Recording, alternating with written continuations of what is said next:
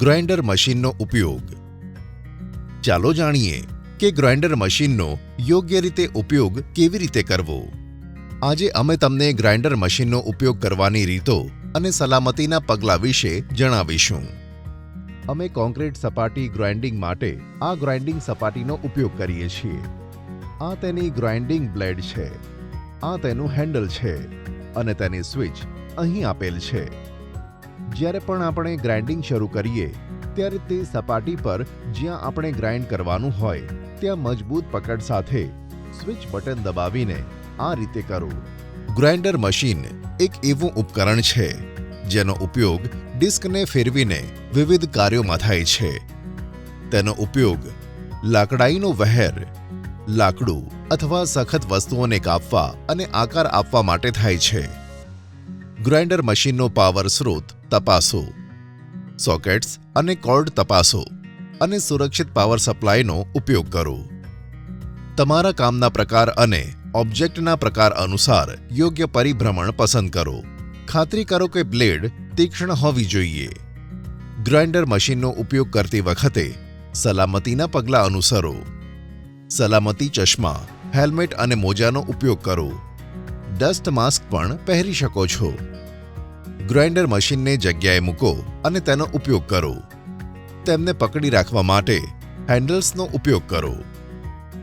કામ પૂરું કર્યા પછી સમયસર ગ્રાઇન્ડર મશીન બંધ કરો અને તેને સોકેટમાંથી ડિસ્કનેક્ટ કરો. તો અમારા ગ્રાઇન્ડર મશીનનો ઉપયોગ કરવાની સાચી રીત કઈ છે? પ્રથમ, મશીનના પાવર સ્ત્રોતને તપાસો. ઓબ્જેક્ટના પ્રકાર અનુસાર યોગ્ય પરિભ્રમણ પસંદ કરો. બ્લેડ તીક્ષ્ણ હોવી જોઈએ. સલામતી ચશ્મા, હેલ્મેટ અને મોજાનો ઉપયોગ કરો. ડસ્ટ માસ્ક પણ પહેરી શકો છો. Concrete vibrator machine. કોઈપણ કોન્ક્રીટ સ્લેબના બાંધકામ માટે તે જરૂરી છે કે કોન્ક્રીટ કોઈપણ હવાના ખિસ્સા વિના સમાન રીતે બેસી શકે. પછી તે તમારી છત હોય કે અન્ય જગ્યાએ વપરાયેલ સ્લેબ. પરંપરાગત રીતે અમારા કામદારો તેને ફ્રેમના ખૂણામાં ધકેલવા માટે TMT બાર વડે કોન્ક્રીટને વીંધે છે. આ પદ્ધતિ જૂની છે અને તેમાં ખામીઓ છે. વેધન કોન્ક્રીટ હવાને સંપૂર્ણપણે દૂર કરતું નથી. આ એટલા માટે છે કારણ કે કોન્ક્રીટ જ્યાં બેસે છે ત્યાં તેને પંચ કરવામાં આવે છે. ચાલો જાણીએ કે કોન્ક્રીટ વાઇબ્રેટર મશીનનો યોગ્ય રીતે ઉપયોગ કેવી રીતે કરવો. તમે લોકો સ્લેબ કોન્ક્રીટ કરી રહ્યા છો, બરાબર ને? આ એક ખોટો રસ્તો છે. આટલા બળથી ન કરવું જોઈએ. કોન્ક્રીટ સ્લેબ આ પદ્ધતિ સાથે યોગ્ય રીતે ફિટ થતો નથી. આવા કામ કરવા માટે આ કોન્ક્રીટ વાઇબ્રેટર મશીનનો ઉપયોગ કરવો જોઈએ. કોન્ક્રીટમાં કોન્ક્રીટ વાઇબ્રેટર મશીનની પાઇપ મૂકતી વખતે મશીનને બરાબર પકડી રાખો અને સ્વિચ બટન દબાવી રાખો અને કોન્ક્રીટમાં દરેક જગ્યાએ મશીનને વાઇબ્રેટ કરો.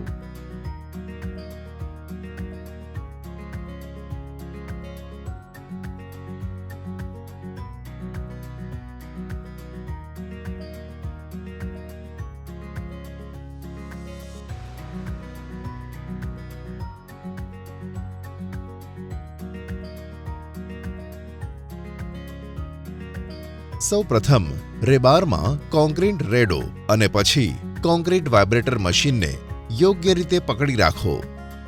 તેના હેન્ડલને યોગ્ય રીતે બાંધો અને પછી ધીમે ધીમે કોન્ક્રીટ વાઇબ્રેટર મશીનને રેબારની આસપાસ ખસેડો, જેથી કોન્ક્રીટ યોગ્ય ઊંડાઈએ સેટ થઈ શકે અને કોન્ક્રીટથી અંદરની હવા સંપૂર્ણપણે બહાર નીકળી શકે.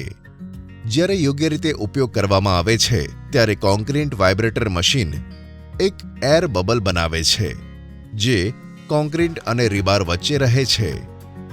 કોન્ક્રીટને યોગ્ય ઊંડાઈ પર સેટ કરવા માટે એક નિશ્ચિત સમય મર્યાદા રાખો, જેથી તમે ખાતરી કરી શકો કે કામ સમયસર થઈ રહ્યું છે.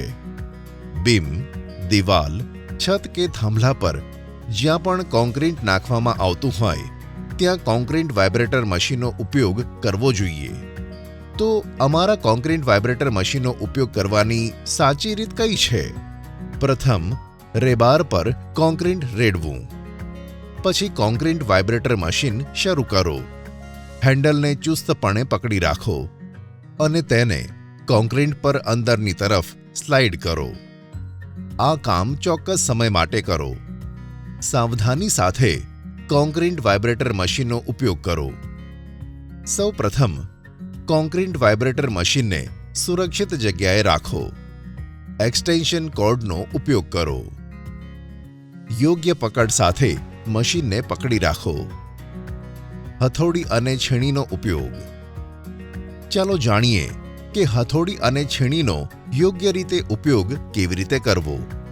આજે અમે તમને હથોડી અને છીણીનો યોગ્ય રીતે ઉપયોગ કેવી રીતે કરવો અને સલામતીના પગલાં વિશે જણાવીશું. ના, આ પદ્ધતિ ખોટી છે. આ પદ્ધતિથી તમને ઈજા થઈ શકે છે. આ છીણી લો, તેના પર સેફટી ગાર્ડ લગાવેલ છે. જો તમારો હથોડો લપસી જાય તો તમને ઈજા નહીં થાય. આ યોગ્ય સાધન છે, તેનો ઉપયોગ કરો.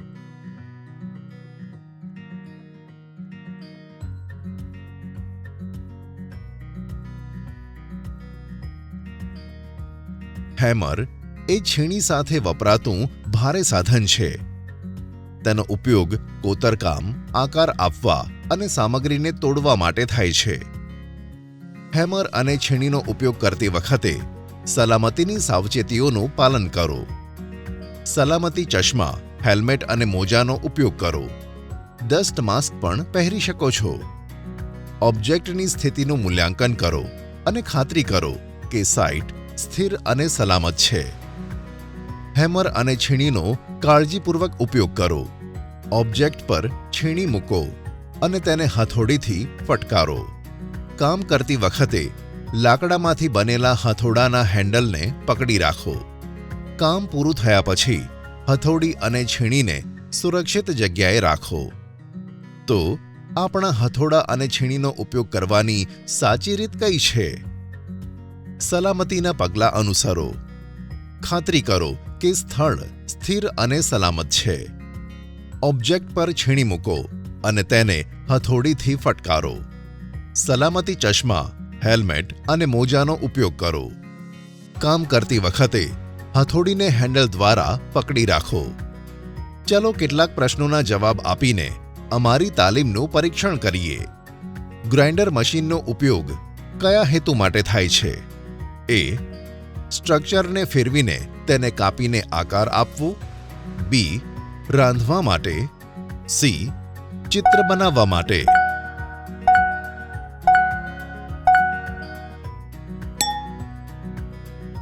કોન્ક્રીટ વાઇબ્રેટર મશીનનો ઉપયોગ કયા હેતુ માટે થાય છે? એ. કોન્ક્રીટનું ઉત્ખનન કરવું. બી. કોન્ક્રીટ સેટ કરવું. સી. કોન્ક્રીટનો નાશ કરવો.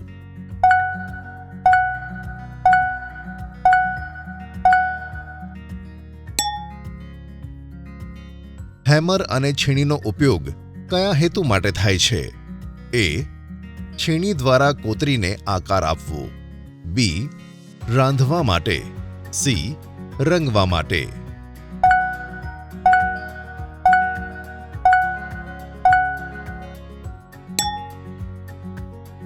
હેમર અને છીણીનો ઉપયોગ કરતી વખતે કયા સલામતીના પગલાં લેવા જોઈએ?